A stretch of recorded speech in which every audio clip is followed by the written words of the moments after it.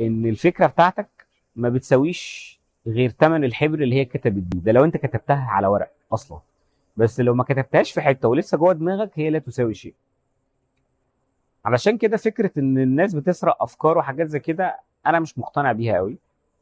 بس اللي مقتنع بيه ان انت حتى لو قلت فكرتك لحد، انت في جزء ما بتقولوش، مش عن عمد، لان انت في تفاصيل جواك لسه انت مش عارفها عن الفكره. حتى لو لقيت ان انت الفكره دي متطابقه او قريبه من فكره حد تاني، فكره برودكت معين مثلا، بس هتلاقي في ديتيلز كتيره جدا عندك انت لو اتسالت هتعرف تجاوب عليها، بس انت ممكن مش عارفها دلوقتي لان انت ما فكرتش بشكل متكامل في الفكره وتنفيذها. فبالتالي ما تخافش، مفيش افكار، مفيش حاجه اسمها افكار بتتسرق. ده ما بيحصلش الا لو انت هتقول بقى فكرتك دي لحد عنده الوقت وعنده التيم وعنده الانفستمنت ان هو يعملها. وده غالبا مش موجود الشخص ده، يعني الناس دي مش كتير موجودين. وحتى لو حد عمل كده، هو عمره ما هينفذها ويطلعها بالشكل اللي انت كنت بتفكر فيه، ولا بالشكل اللي انت كنت عندك بلانز ان انت تحقق.